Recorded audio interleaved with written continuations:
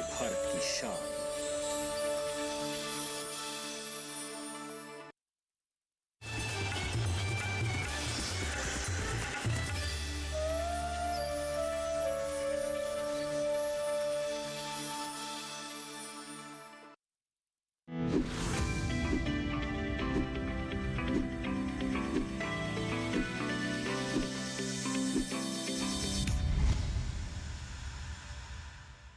नमस्कार, स्वागत है आपका हमारे विशेष कार्यक्रम सरकार आपके साथ में। मैं हूं अंटू सिंह।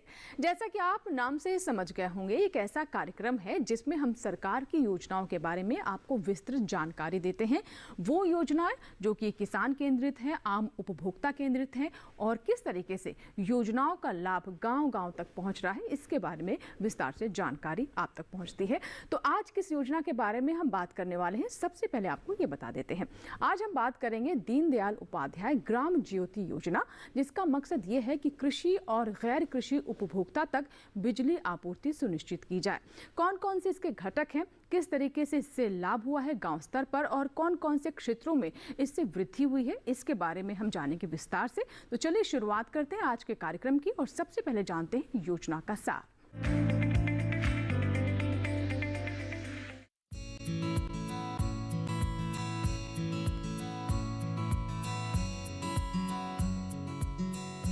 आजादी के दशकों बाद भी देश के बहुत से गांव बिजली आपूर्ति से वंचित थे।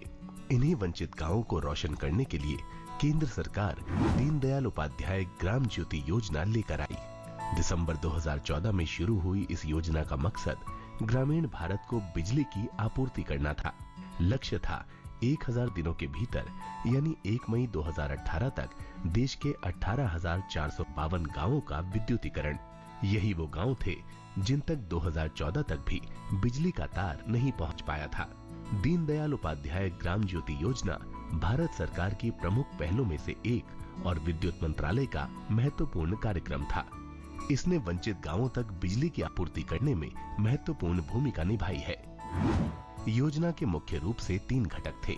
पहला है ग्रामीण क्षेत्रों में कृषि और गैर कृषि उपभोक्ताओं की आपूर्ति को विवेकपूर्ण तरीके से बहाल करने की सुविधा देना। इस काम के लिए कृषि और गैर कृषि फीडरों का पृथक्करण किया गया। दूसरा घटक ग्रामीण क्षेत्रों में ट्रांसफार्मरों, फीडरों और उपभोक्ताओं के छोर पर मीटरिंग सहित ग्रामीण क्षेत्रों में उप पारेषण और वितरण की आधारभूत संरचना का सुदृढ़ीकरण और संवर्धन। और तीसरा पहले से ही मंजूर माइक्रो ग्रिड और ऑफ ग्रिड वितरण नेटवर्क और ग्रामीण विद्युतीकरण परियोजनाओं को पूरा करना। इस योजना के अंतर्गत न सिर्फ विद्युत रहित गांवों में बिजली पहुंचाने का काम हुआ, बल्कि विद्युत आपूर्ति की गुणवत्ता और विश्वसनीयता में सुधार भी देखा गया। इस दौरान 29,28,000 बीपीएल उपभोक्ताओं को मुफ्त विद्युत कनेक्शन प्रदान किए गए। फीडर पृथक्करण के तहत 1,12,000 सीकेएम का फीडर पृथक्करण किया गया। प्रणाली सुदृढ़ीकरण के जरिए विद्युत आपूर्ति की गुणवत्ता और विश्वसनीयता में सुधार हुआ और 13,721 एमवीए की क्षमता वाले 1,193 विद्युत सब स्टेशन का निर्माण किया गया है। इसके अलावा 2,356 मौजूदा विद्युत सब स्टेशन का संवर्धन भी इस योजना के तहत किया गया। इतना ही नहीं, सरकार ने 6,24,000 नए वितरण ट्रांसफार्मर के संस्थापन का भी काम किया और नए फीडर और लाइनों का संस्थापन भी। दीनदयाल उपाध्याय ग्राम ज्योति योजना ने 5,42,000 सीकेएम एलटी लाइन भी जोड़ी, जो उपभोक्ताओं को सीधे वितरण नेटवर्क से जोड़ती है। इन सब कोशिशों के बाद कृषि फीडरों को आपूर्ति के औसत समय में 39% सुधार हुआ, जबकि गैर कृषि उपभोक्ता के मामले में ये सुधार 33% रहा। इसके अलावा उप स्टेशन के सर्वेक्षण में ऐसे सब स्टेशनों की संख्या में महत्वपूर्ण सुधार देखने को मिला है। ये ऐसे सब स्टेशन थे जिनमें विद्युत आउटेज कभी कभार ही होता है। इसके अलावा चिन्हित करीब 2 लाख गांवों में गहन विद्युतीकरण के काम किए गए। कुल मिलाकर दीनदयाल उपाध्याय ग्राम ज्योति योजना की प्रगति काफी असरदार रही है। भारत में सभी पात्र गैर विद्युतीकरण गांव अब विद्युतीकृत हो गए हैं और फीडर पृथक्करण, प्रणाली सुदृढ़ीकरण और ग्रामीण विद्युतीकरण का काफी काम पूरा हो गया है। इन उपलब्धियों से ग्रामीण क्षेत्रों में विद्युत आपूर्ति की गुणवत्ता और विश्वसनीयता में सुधार करने में मदद मिली है जिसका इन क्षेत्रों में रहने वाले लोगों के जीवन पर सकारात्मक प्रभाव पड़ा है।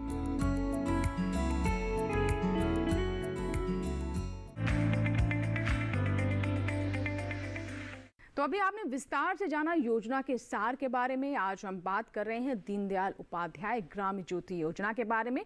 फिलहाल इसी के साथ ही यहाँ लेंगे एक छोटा सा ब्रेक, कहीं मत जाएगा, देखते रहें सरकार आपके साथ।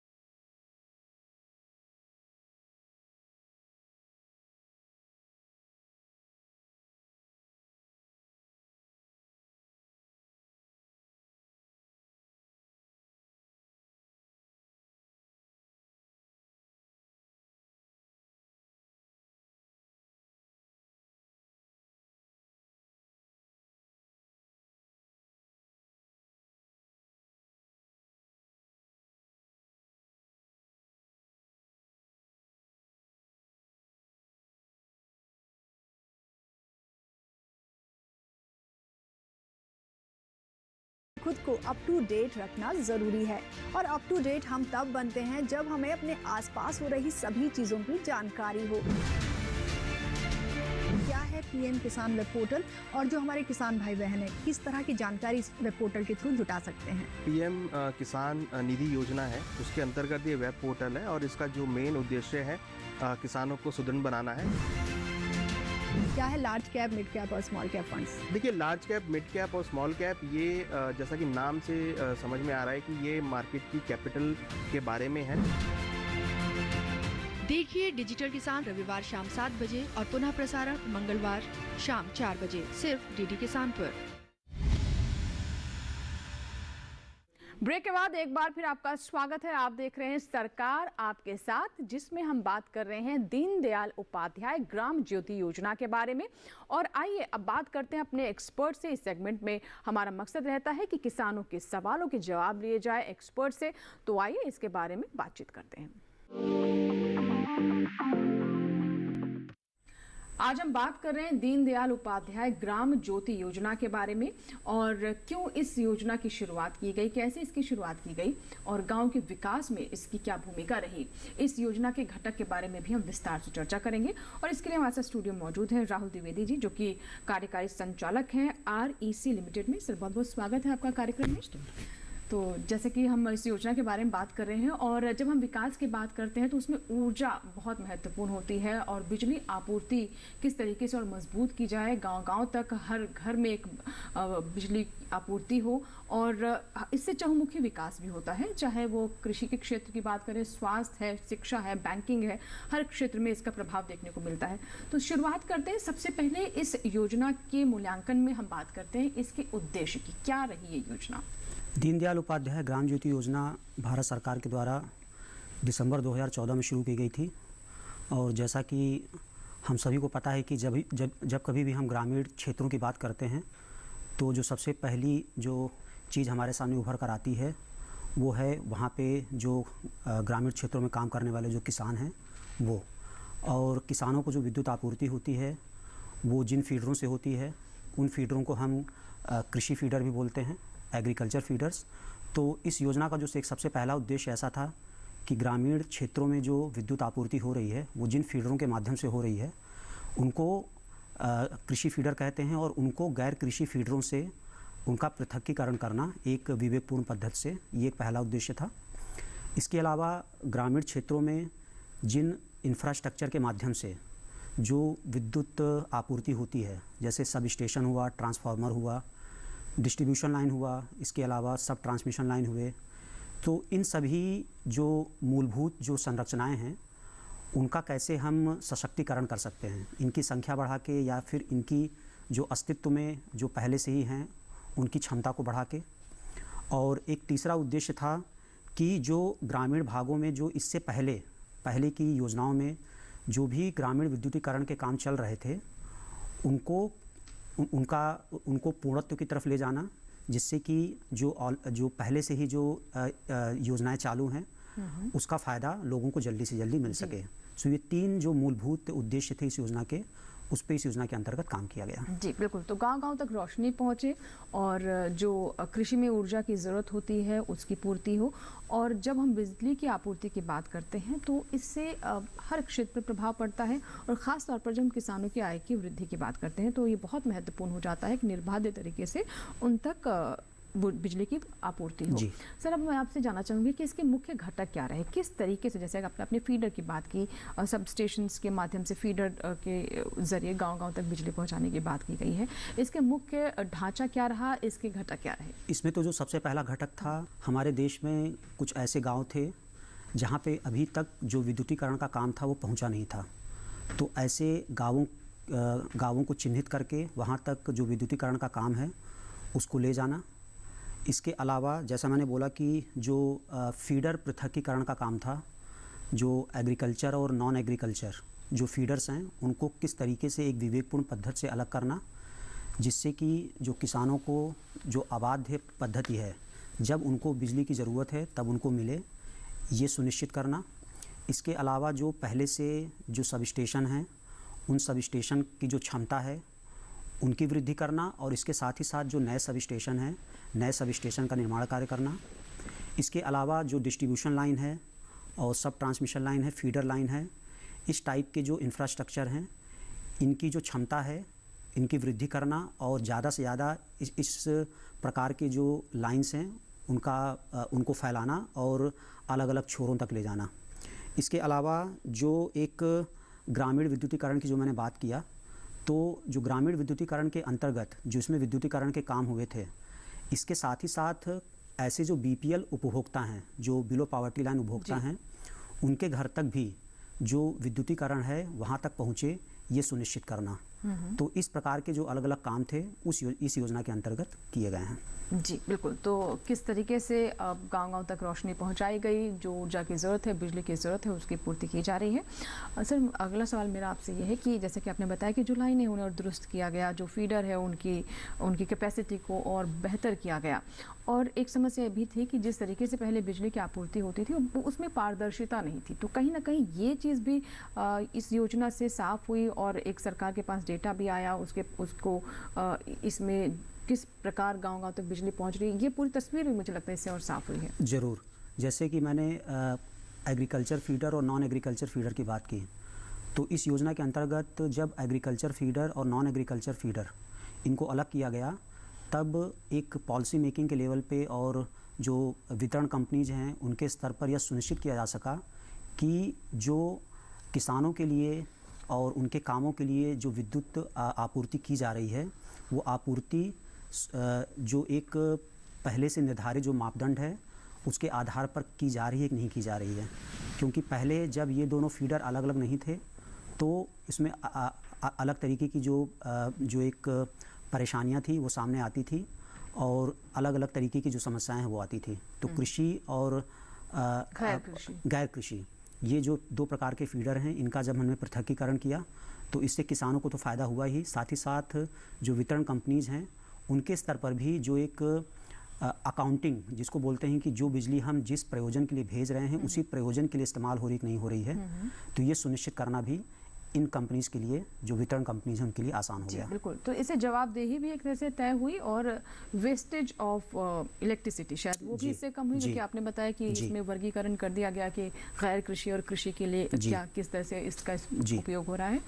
सर, अब मैं आपसे समझना चाहूँगी, क्योंकि देखिए सरकार का बहुत फोकस रहा है कि किसानों की आय में वृद्धि हो, और जब सरकार नई तकनीक के बारे में बात करती है कि हमारे किसान नई तकनीक का इस्तेमाल करें, इसमें कई जटिल मशीनें भी हैं, तो ऐसे में बिजली की आपूर्ति बहुत महत्वपूर्ण हो जाती है। इस क्षेत्र में किस तरह के परिणाम देखने को मिले? दीनदयाल उपाध्याय ग्राम ज्योति योजना के अंतर्गत एक जिसको थर्ड पार्टी इवैल्यूएशन बोलते हैं, तृतीय पक्ष के द्वारा इसका मूल्यांकन का काम REC के मार्फत शुरू किया जा चुका है, और उसकी जो एक रिपोर्ट है, जो ड्राफ्ट रिपोर्ट है, वो रिपोर्ट भी आ गई है। और इस रिपोर्ट के अंतर्गत कई चीज़ें वो स्पष्ट हो जाती हैं कि इस योजना का जो फ़ायदा है वो निश्चित रूप से लोगों तक पहुंचा है। उदाहरण के लिए अगर मैं विद्युत आपूर्ति घंटे की बात करूं तो ये पता चलता है कि अप्रॉक्सीमेटली 39% जो सब स्टेशन लेवल पे जो विद्युत आपूर्ति है उसमें जो है सुधार हुआ है जी। इसके अलावा कई ऐसे सब स्टेशन हैं जो जब हमने उप स्टेशन का सर्वेक्षण किया तो हमने पाया कि ऐसे सब स्टेशंस की संख्या वो दुगनी से ज़्यादा हो गई है जहाँ पे विद्युत का जो आउटेज है वो कभी कभार होता है। मतलब जो विद्युत का आउटेज है जहाँ पे होता ही नहीं है, ऐसे सब स्टेशन की संख्या वो दुगने से ज़्यादा हो गई है। इसके अलावा जो हम विद्युत वितरण कंपनीज़ की बात करें, उनका जो वितरण घाटा है जिसको हम बोलते हैं, और वितरण घाटे का मतलब ये हुआ कि वो जो विद्युत का बिल है वो कितने लोगों तक पहुंच रहा है जी। अगर हम इसका आकलन करें तो इस क्षमता में अगर हम देखेंगे तो 2015 में 15 विद्युत वितरण कंपनी ऐसी थी जहां की जो बिलिंग क्षमता थी वो 85% से ज़्यादा थी, और आज की स्थिति में अगर हम 2021 की बात करें तो ये संख्या 15 से बढ़कर 24 हो गई है जी। इसके अलावा फिर से मैं विद्युत वितरण जो कंपनीज है उन्हीं की बात करूंगा तो उनका जो नकारात्मक ACS ARR गैप जिसको हम बोलते हैं कि कितने पैसे में उन्होंने सप्लाई किया और कितना उनको उस सप्लाई के द्वारा रेवेन्यू मिला, मतलब इसका जो अंतर है, ये जो अंतर है वो अंतर अगर नकारात्मक हो तो ये एक सकारात्मक वित्तीय स्थिति का संकेतक होता है, क्योंकि उनका रेवेन्यू अगर ज़्यादा होगा और कॉस्ट कम होगा इसका मतलब ये है कि उनकी जो वित्तीय स्थिति है वो सकारात्मक हो रही है जी। तो पहले जो 2015 में जो ये कंपनीज़, सिर्फ एक ऐसी कंपनी थी 2015 में जिसका ACS और ARR का गैप था वो नकारात्मक था। अभी ये 2021 में ये संख्या 1 से बढ़कर 5 हो गई है जी। इसके अलावा अगर हम देखेंगे तो जब हमने अधिकांश लाभार्थियों से इस सर्वेक्षण के माध्यम से बात किया तो हमने ये पाया कि अधिकांश लाभार्थियों ने जो विद्युत आउटेज में कमी है और आपूर्ति है उसकी बेहतर गुणवत्ता, उसके बारे में उन्होंने एक सकारात्मक फीडबैक दिया है। जी सर, ये किस मॉडल पर काम कर रहा है? जो हम दीनदयाल उपाध्याय ग्राम ज्योति योजना की बात कर रहे हैं, ये किस मॉडल के ऊपर आधारित है? क्योंकि इसमें प्राइवेट कंपनियां भी हैं जो ऊर्जा की बिजली की आपूर्ति कर रहे हैं, तो इसके बारे में क्या बताना चाहेंगे? ये जो योजना है ये योजना भारत सरकार की योजना है। इसमें जो एक फंडिंग अगर हम पैटर्न देखें तो इसमें ज़्यादा से ज़्यादा जो फंडिंग की गई है वो भारत सरकार के माध्यम से की गई है, और इसके अलावा एक पार्ट जो है फंडिंग का एक पार्ट जो है वो राज्य सरकारों के माध्यम से भी किया गया है। और इसके अलावा अगर हम देखें तो इसमें जो BPL हाउस होल्ड्स हैं, जो बिलो पॉवर्टी लाइंस जो हाउस होल्ड्स हैं, और कुछ ऐसे गांव जहां से डिमांड आई थी, मतलब ये एक डिमांड ड्रिवन स्कीम थी, मतलब जिन जिन गांवों की तरफ से डिमांड आई है उन सभी गांवों का इसमें जो विद्युतीकरण है वो काम इसमें पूरा किया गया है। तो ये पहली चीज़ ये है कि ये जो योजना है ये केंद्र सरकार की योजना है, और इसकी फंडिंग जो है वो केंद्र सरकार के माध्यम से सबसे ज़्यादा की गई है। और तीसरा जो इसका एक महत्वपूर्ण घटक है कि ये जो योजना है ये डिमांड ड्रिवन स्कीम है, मतलब विद्युत वितरण कंपनीज और राज्य सरकार की तरफ से एक सर्वे किया गया, और सर्वे के बाद जो है उन कंपनीज़ ने ये जो अपना सर्वे के आधार पर जो एक DPR होता है, जो एक डिटेल्ड प्लानिंग रिपोर्ट है, ये इन्होंने तैयार करके केंद्र सरकार को दिया, और फिर केंद्र सरकार ने उनके DPR के आधार पर ये जो फंडिंग है और ये जो स्कीम है ये स्कीम वहाँ पे मंजूर की। जी। अब सर, अब जब हम ऊर्जा की बात करते हैं, ख़ासतौर पर हम बिजली आपूर्ति की बात कर रहे हैं, तो इसका प्रभाव किस किस क्षेत्र में देखा गया? जहां हम कृषि की तो बात कर ही रहे हैं, कृषि और गैर कृषि जो उपभोक्ता है उनकी, लेकिन सरकार का भी मकसद था कि चाहे वो इंटरनेट की पेनिट्रेशन है, नई तकनीक का इस्तेमाल हो, स्वास्थ्य है, शिक्षा है, इसके अलावा बैंकिंग सेक्टर जो एक गाँव के स्तर पर एक बड़ी चुनौती रहती है, इसे और सुदृढ़ किया जा सके, तो किस तरह का प्रभाव है इन सभी सेक्टर्स पर? जो आपने बोला, इसके अलावा कई ऐसे छोटे छोटे जो आयाम हैं जहाँ पे इसका असर देखने को मिला है। जी। सबसे पहली चीज़ तो ये है कि जब जो दूर दराज के जो गांव हैं वहाँ पे अगर विद्युत आपूर्ति में अगर सुधार आता है तो लोगों का एक जो बेसिक जो सिक्योरिटी है, जो एक सेंस ऑफ सिक्योरिटी होती है, क्योंकि रात के अंधेरे में वो निकल नहीं, सामाजिक सुरक्षा जिसको बोलते हैं, वो बाहर निकल नहीं सकते, और अगर वो दिन में किसी काम से बाहर जा रहे हैं तो शाम को सूरज ढलने से पहले ही उनको गांव में वापस आना पड़ेगा, मतलब जो उनका वर्किंग आवर्स है वो कम ऐसी परिस्थितियों में कम होता है। लेकिन जब गांव में बिजली आती है तो वो अपना जो वर्किंग आवर्स है उसको बढ़ा सकते हैं।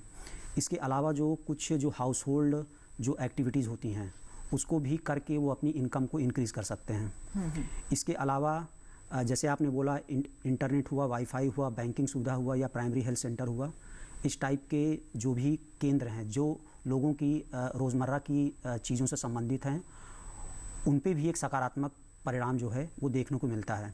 और इसके अलावा जैसे मैंने पहले भी बताया, ये तो एक जो गांव के जो स्तर है, गांव के स्तर पर लोगों को इसका तो फ़ायदा देखने को मिल ही रहा है, चाहे वो कृषि हो, चाहे वो उनका रोज़मर्रा से संबंधित जो भी उनकी एक्टिविटीज़ हैं वो है, चाहे उनकी सुरक्षा से एक्टिविटीज़ हैं। इसके अलावा जो विद्युत वितरण कंपनीज़ हैं, विद्युत वितरण कंपनीज़ की जो बिलिंग क्षमता है उसमें जो है काफ़ी सकारात्मक परिणाम देखने को मिला। और विद्युत वितरण कंपनीज़ का जो एक रेवेन्यू कलेक्शन है वो रेवेन्यू कलेक्शन भी इसमें बढ़ा है। जी बिल्कुल, तो जो रेवेन्यू कलेक्शन है वो भी बढ़ा है और जैसा कि पहले भी बातचीत में आप बताए थे कि जो पारदर्शिता है वो भी आई है। सरकार के पास बिल्कुल क्लियर डेटा है कि कहाँ कितनी बिजली इस्तेमाल हो रही है, जो टारगेट रखे गए हैं वो पूरे हो रहे हैं नहीं हो रहे। इस योजना के माध्यम से इसे भी समझने में और बेहतरी हुई है और बेहतर इसके परिणाम रहे हैं। सर, अब मैं जानना चाहूँगी कि इतने वर्षों में 2014 से जैसा कि आपने बताया कि इस योजना की शुरुआत की गई और कहते हैं किसी भी योजना को समझने के लिए पहले उसे 5 साल देने चाहिए, तो अभी क्या परिणाम रहे? अगर हम जिस मकसद के साथ इसकी शुरुआत की गई थी कहाँ तक पहुँचे उसमें? अभी जैसा कि मैंने आपको बताया, अभी जो भी मैंने आपको एक कुछ इस स्कीम के जो परिणाम है वो परिणाम मैंने जो भी आपको बताया वो परिणाम 2021 में जो एक सर्वे रिपोर्ट है पावर फाइनेंस कॉरपोरेशन की उसके आधार पे बताए जी। और इसके अलावा जैसे मैंने आपको बताया कि इस स्कीम का जो थर्ड पार्टी वैल्यूएशन है वो भी समाप्त हो चुका है। और ये जो थर्ड पार्टी वैल्यूएशन है ये 2022 में किया गया और उसका ड्राफ्ट रिपोर्ट तैयार है जो कि पावर मिनिस्ट्री के पास अभी है जी। तो ये अभी जो हम इसका इवैल्यूएशन कर रहे हैं वो जो 2014 से 2019 तक ये जो स्कीम चलाई गई है इस स्कीम का ही इवैल्यूएशन इसमें किया गया है। तो मैंने जो भी आपको रिजल्ट बताए हैं इस स्कीम के, ये बिल्कुल अभी पिछले 1-1.5 साल के जो इसका स्कीम का जो सकारात्मक परिणाम है उसका रिजल्ट है। इसके अलावा भी अभी जो एक जैसे मैंने बताया कि दीनदयाल उपाध्याय योजना का जो एक प्रमुख अगर हम बोलेंगे कोर जो उद्देश्य था वो उद्देश्य था कि जो विद्युत की आपूर्ति है वो ग्रामीण स्तर तक कैसे पहुंचाया जाए। लेकिन उसके आगे एक कदम और आगे लेते हुए भारत सरकार ने 2019 में सौभाग्य जो योजना है उसका शुभारंभ किया था और इस योजना के अंतर्गत ग्रामीण स्तर से एक कदम आगे जाते हुए जो गांव में रहने वाले जो लोग हैं, उपभोक्ता हैं, उनके घर तक कैसे बिजली पहुंचे उसका उसमें ख्याल रखा गया। और मुझे बताते हुए काफ़ी अच्छा लग रहा है कि इन दोनों योजनाओं के अंतर्गत जो ये दोनों योजनाएं, एक जिसको मैंने पहले ही बोला था कि उसका जो आधार था वो डिमांड ड्रिवन स्कीम था। तो जो भी डिमांड आई थी लोगों की तरफ से, चाहे वो गांव के विद्युतीकरण का हो चाहे वो उनके घरों के विद्युतीकरण का हो, वो सारा उद्देश्य इसमें इन दोनों योजनाओं के अंतर्गत पूरा कर लिया गया है। तो गांव स्तर पे बिजली आपूर्ति और उपभोक्ता के स्तर पे बिजली आपूर्ति, इन दोनों स्तरों पे जो विद्युत आपूर्ति है इसको इसमें पूरा किया गया है। अंत में से मैं आपसे समझना चाहूँगी कि इस योजना में जो सबसे छोटी इकाई है वो क्या है? मतलब ग्राम पंचायत है, जिला है या फिर एक गांव को इसमें सबसे छोटी इकाई रखा गया है? दीनदयाल उपाध्याय ग्राम ज्योति योजना में जो एक सबसे छोटी इकाई है वो गाँव है और जिन गाँवों में विद्युतीकरण हुआ नहीं था इन सभी गाँवों को राज्य सरकार के माध्यम से इसमें इनको जो एड्रेस है वो करने की कोशिश की है। जी, बहुत बहुत शुक्रिया सर, स्टूडियो में आप और इस योजना के बारे में इतने विस्तार से जानकारी दी, हमने इसका मूल्यांकन किया। बहुत बहुत धन्यवाद आपका। Thank you. तो ये था हमारा आज का अंक जिसमें सरकार आपके साथ में आपने जाना दीनदयाल उपाध्याय ग्राम ज्योति योजना के बारे में। इसका हमने विस्तार से मूल्यांकन किया और समझा कि कैसे गांव स्तर पर इससे कई तरह के सकारात्मक बदलाव देखने को मिल रहे हैं। आशा करते हैं कि आज का कार्यक्रम आपको ज़रूर पसंद आया होगा। अगर आपके कोई सुझाव हैं या कोई फीडबैक आप हम तक पहुँचाना चाहते हैं या फिर किसी और योजना के बारे में और विस्तृत जानकारी जानना चाहते हैं तो आप हमें ईमेल कर सकते हैं। हमारा ईमेल पता नोट कर लें, sarkar aapke saath@gmail.com। gmail.com। आप हमें फेसबुक के माध्यम से भी संपर्क कर सकते हैं। इसके लिए करना बस आपको ये है कि आप फेसबुक पर जाएं, सर्च बॉक्स में सरकार आपके साथ टाइप करें, हमारा आईडी खुल जाएगा। मैसेंजर के माध्यम से या फिर वॉल पर लिख करके भी अपने सवाल, अपनी राय हम तक पहुंचा सकते हैं। इसके अलावा एक और आसान तरीका आपको बता देते हैं। हमारा टोल फ्री नंबर 1800113060, हमारे टोल फ्री नंबर पर आप कॉल करें और अपनी बात, अपने सवाल, अपने सुझाव हम तक पहुंचाएं। आपके फीडबैक, आपकी ईमेल्स, आपकी कॉल्स का हमें इंतजार रहता है। आपके सुझाव हमें कार्यक्रम को और बेहतर करने में मदद करते हैं। इसी के साथ ही आज के इस अंक में फिलहाल यहाँ लेंगे आपसे इजाजत, लेकिन आप बने रहें दूरदर्शन किसान के साथ। नए अंक में सरकार आपके साथ में बात करेंगे एक और योजना के बारे में। नमस्कार।